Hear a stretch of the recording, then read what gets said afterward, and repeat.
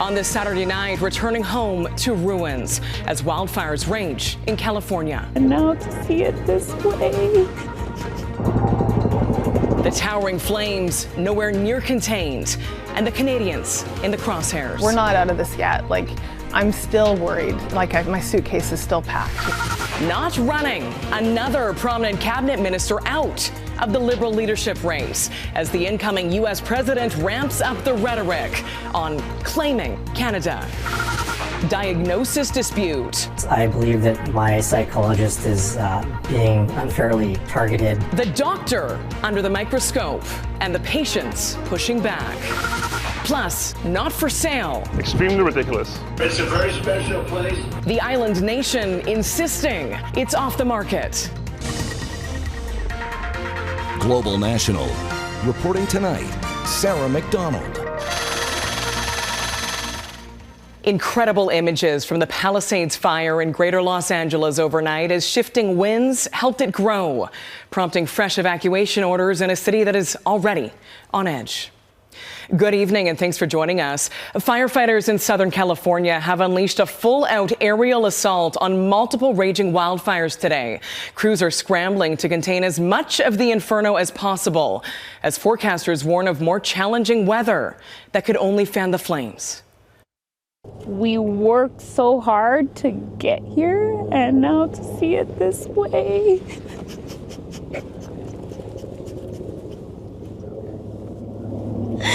I never thought I would live through something like this. For some, the situation is already as bad as it gets. Their homes in ruins, their lives completely changed. For a fifth straight day, the death toll has also jumped. 13 people now confirmed killed, with 13 others unaccounted for, and those numbers could rise in the coming days. Southern Californians are used to some level of disruption due to fires, but it's becoming increasingly clear that this natural disaster is unprecedented. The victims are only just beginning to grapple with the costs of rebuilding. We'll have more on that in a moment. But we begin tonight once again with our Neetu Garcha, who's in Los Angeles, as that devastation continues to mount. Neetu. Sarah, here in the Pacific Palisades, the devastation is clear. Entire homes, neighborhoods leveled. And it's striking being here. You look up and it's a beautiful blue sky, an otherwise gorgeous day in Los Angeles. But across the sky, you see these large plumes of smoke from the Palisades wildfire, which spread even further this weekend, leading to more evacuations. Local doctor Joanne Lowe is returning to what's left of her home after the flames that tore through the Palisades forced her out. What's it like for you to be back right now to see this? Oh, I'm just really, really glad to come and see it in person. You know, we're just seeing a lot of pictures and just thinking of everything that we left in there. The toll from this firestorm is becoming increasingly apparent as neighborhoods once filled with life now stand in ruin. We're all mostly safe, and I just keep pulling that in when I start feeling really terrible. So time feels frozen for families like hers. A broken clock and charred flag just down the street, reminders that life as they knew it has stopped. It was like eerie, flame, things with the embers flying around. This 69-year-old Altadena man returned to save his home Friday night. As firefighters battle persistent flare-ups, we're learning more about the cause of another layer of confusion that's added to the chaos. Officials say the cause of those erroneous evacuation warnings is because of outdated alerts stored in the system. They were sent out to the public when towers came back online after initial outages. We are very grateful to our federal and state partners who are working with the cell phone providers to make sure that all of these outdated alerts are flushed from the cell phone towers so that this ceases. Each one of them just sparks new fear, right? Hilary Yang, a Canadian from BC living in LA with her husband, describes the panic of the false alarms. I think there's a sense of we're not out of this yet. I'm still worried. My suitcase is still packed, a real sense of like fear. And then when you get these alerts on your phone and your whole phone goes off, like it's this big siren, and your heart just kind of goes. It underscored some of the incompetence I felt in how this was managed. On Wednesday, they feared being evacuated when the Sunset Fire threatening the Hollywood Hills came towards their home. Luckily, it was quickly contained. Looking ahead, you could just see like the entire hillside in our little pocket of view was just red. The Palisades Fire spread overnight, leading the University of California, Los Angeles to shift all classes to remote learning as nearby areas were evacuated. The city remains on edge with a curfew enforced to prevent looting and ensure safety. Every miraculous story of a rescue or tragedies that we're encountering, the majority are people who did not heed the warning to leave. The toxic haze has led officials to declare a public health emergency as millions grapple with the poor air quality. As tens of thousands remain without power this weekend, it's hoped that calmer winds will help in the firefight, but those gusts are expected to pick up again early next week. Sarah? Neetu Garcha in Los Angeles. Thank you, Neetu. Even once the flames die down, it will be a long and costly road to recovery. This natural disaster is already among the most expensive ever, with early estimates suggesting it could end up costing up to $150 billion. And as Reggie Cecchini explains, the financial futures of so many Californians are now directly tied to insurance. This barren landscape is yet another reminder of the powerful force of nature that's increasingly more difficult to predict. This is where I live, or where I lived. While the U.S. government is promising to spare no expense to assist with the broad recovery, how individual residents move forward is far less certain. In our very high fire severity zones, getting fire insurance has been really, really difficult. In recent years, amid increases in wildfires and floods, 7 of California's top 12 insurance agencies dropped, paused, or limited nearly 3 million policies, including hundreds of thousands in L.A. That forced many consumers onto the California FAIR plan, which is our insurer of last resort. It's essentially a high-cost, low-coverage plan. Not ideal, but the only option for some. Knowing this could act as a financial barrier, the state's insurance commissioner enacted a law prohibiting companies from not renewing customers. But it's still happening, including to Lynn Levin Guzman's 90-year-old parents. These insurance people decided to cancel their fire. And we're going through this, and they have no fire insurance. My primary concern at this very moment is to ensure that wildfire survivors receive the insurance benefits to which they are entitled to. This insurance crisis is a growing problem in America, where storms are stronger and more frequent. In 2024, damages and economic losses came in at a staggering $600 to $700 billion. I am very concerned about folks who may be under or uninsured and what the implications of that are going to be. Insured losses for this firestorm could surpass that of the 2018 Camp Fire, which were record-breaking at the time. Nothing prepares you for this amount of destruction. There's no manual, there's no book. Now concerns about insurance coverage are a heavy weight for those left with little more than the shirts on their backs. Reggie Cecchini, Global News, Washington. Off the heels of the NFL making a $5 million donation to wildfire relief efforts, the National Basketball Association announced it's also contributing $1 million. At the same time, it's also postponed 2 home games tonight for both the LA Clippers and the LA Lakers.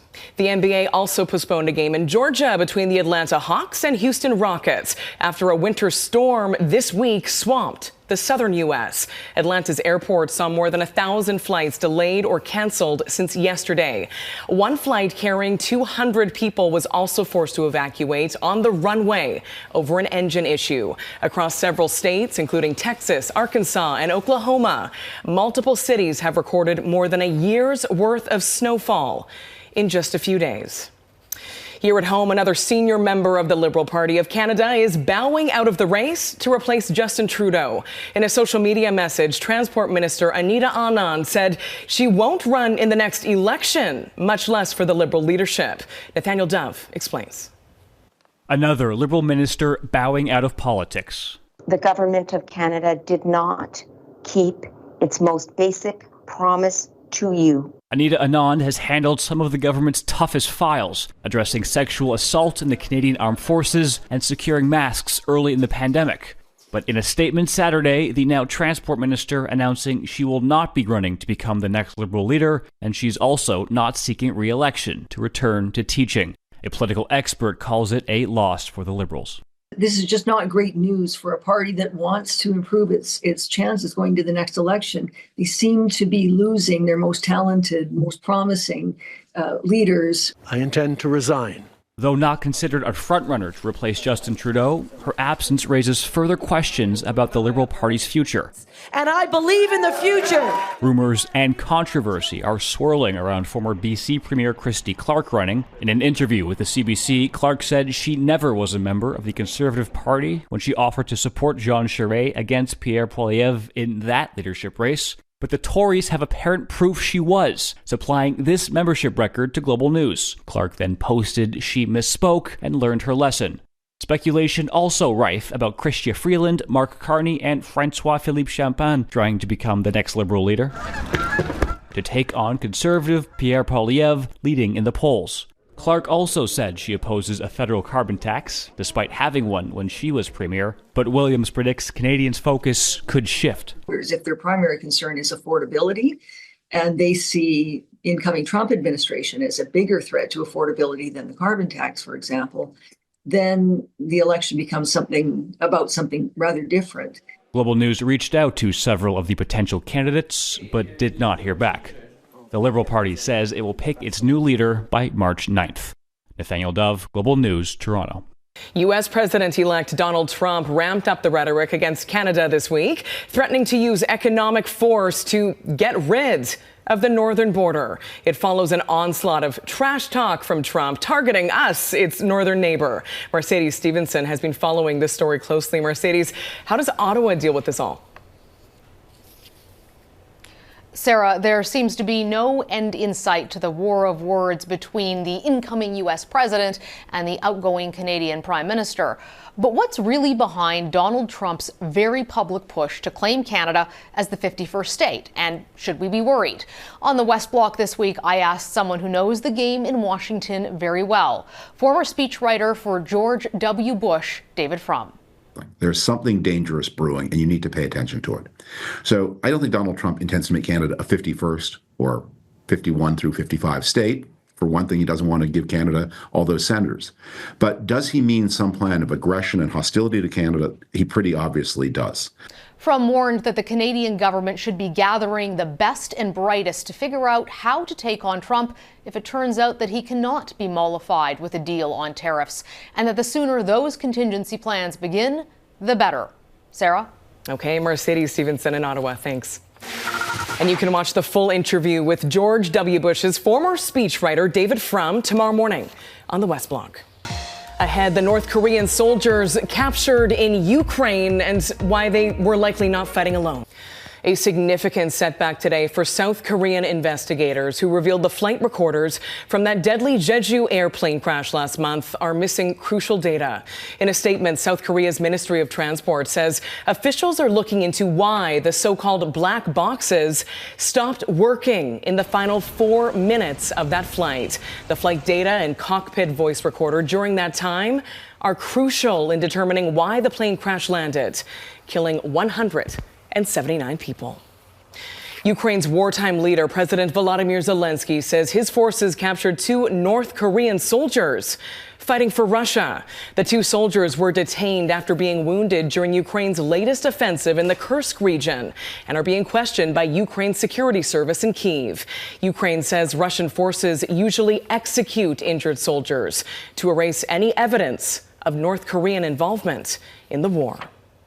We are hearing tonight from the daughter of Dominique Pellicot, the French man sentenced last month to 20 years in jail for disturbing crimes that shocked the world. His daughter, speaking to the BBC, says she will never forgive the man that she used to call dad. He was always a sexual pervert. Always. There's no way you can wake up a morning saying, okay, I'm going to drug my wife for rape her. He should die in prison. He is dangerous, man. He is dangerous.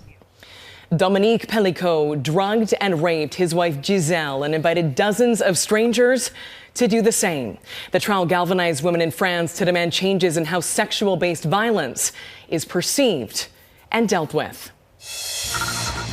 Next, not on the market. Greenland clarifies once again it's not up for grabs. Greenland is a part of the world that we generally don't hear a lot about in the way of headlines. But the autonomous territory ruled by the Kingdom of Denmark is back on the international radar, whether it likes it or not, and all because of Donald Trump. Vincent McAviney explains. It's a very special place. It needs security for itself, but it also needs security very much for the world. This room of Greenlanders received a special call from President-elect Trump during his son Donald Jr.'s visit this week.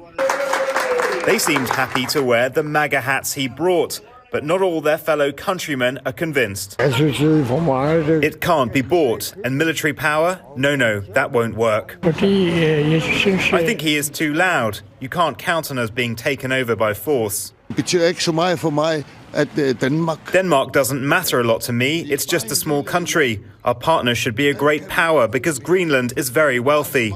The president-elect could exploit historic tensions with Denmark, of which Greenland is an autonomous territory. Some Greenlanders want more independence and control over how they manage their natural resources. The United States has attempted to purchase Greenland several times since the 19th century.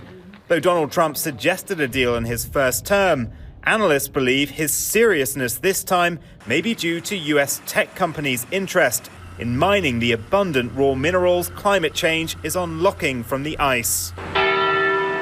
But 3,000 miles away in the Danish capital Copenhagen, there's bemusement at Trump's threat to invade a fellow NATO member's territory. I don't understand what he is doing, quite honestly. Extremely ridiculous. Like, if he wanted something from Greenland, or we have an alliance. While there's ongoing debate about greater independence for Greenland, its leadership and Denmark's Prime Minister are in unison, reiterating that the island is not for sale and never will be. Fellow European leaders have also warned against military action, which would be seen as hostility towards the EU. With Donald Trump's inauguration only a week away, we'll soon see how serious he is about expanding America's borders. Vincent McAviney, Global News, London. And that is Global National for this Saturday night. I'm Sarah McDonald. Tonight's Your Canada is Ottawa's Rideau Canal Skateway, which opened a section to skaters for the first time this winter. Thanks for watching. Hope you'll join us once again tomorrow. Have a great night.